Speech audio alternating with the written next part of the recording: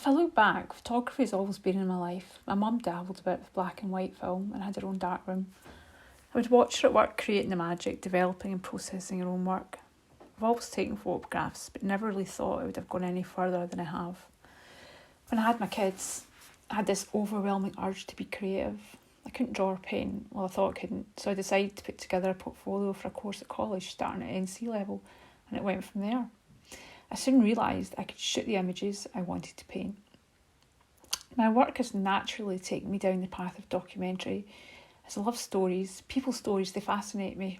This was my way of communicating with the world through other people's way of lives, at the same time on a journey learning and understanding my own place in this world. For me, I couldn't go off gallivanting around the world or even the country due to my responsibilities as a mother, so I looked at my immediate environment for the stories and were there, right there on my doorstep.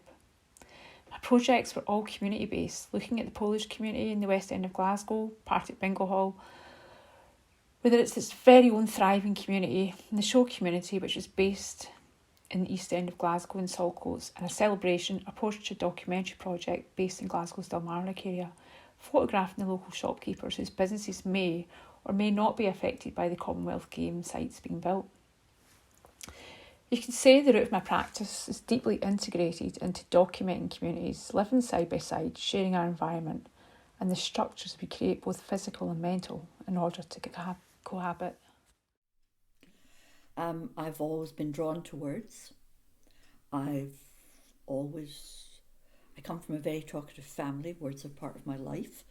But I've also always written things down, scribbled reactions to things, my thoughts, memories. But I never ever thought I could write poetry.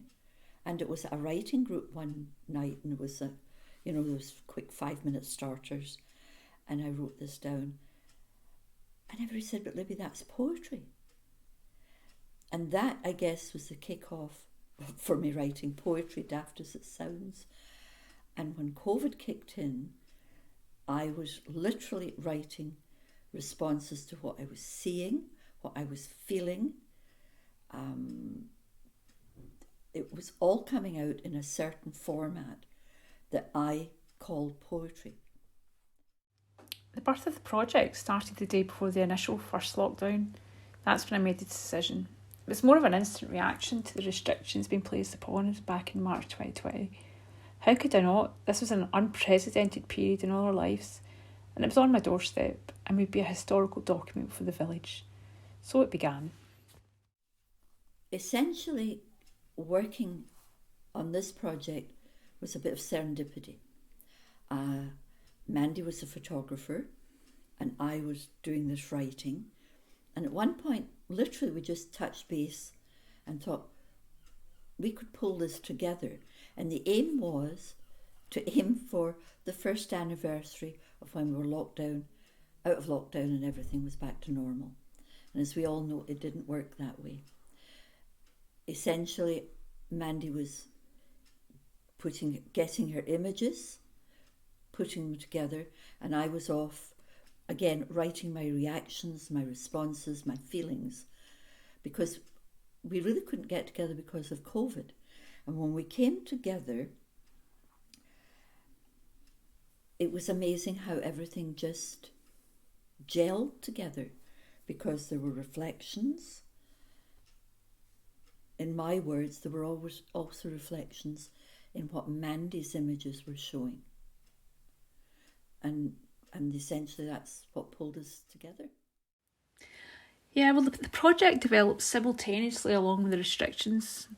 I thought it was like ebbing and flowing like the tide. Well, that's what it reminded me of, as if it was always in rhythm.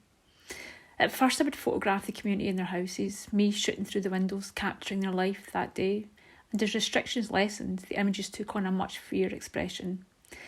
Now I was able to document the folk outside their houses, but also not too far either. Libbie was also writing poetry alongside, expressing her experience through words, but also in rhythm with the images. The words and the images harmonised with each other beautifully. We only met once to show each other our work, and continued on working until we both felt that we documented or said what we needed to portray. The images depict all stages of the lockdown, from restrictions, vaccine uptake, to the day of freedom we were once again allowed to hug one another. Okay, I found myself writing to date almost 30 plus pieces, not traditional, more stream of consciousness. And some are reflective, some are reactive, but I've had to write the response. And one of the favourites, I'll only highlight 3, was boom.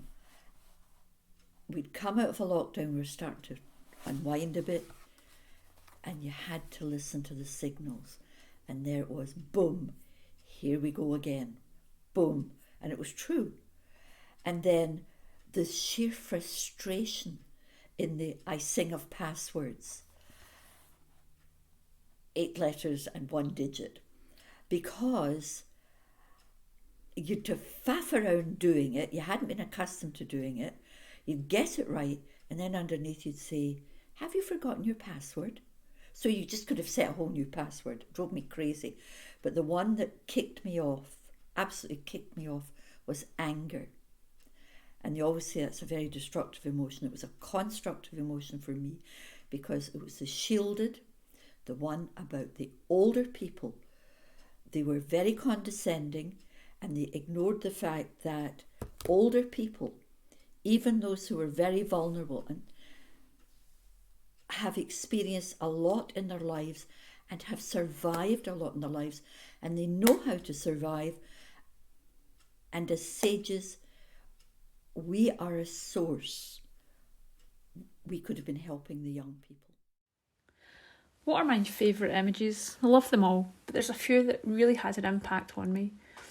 I remember walking around the village hall. It had been set up for the vaccine programme. It was the strangest feeling seeing the hall set up, so clinical with a hint of fear.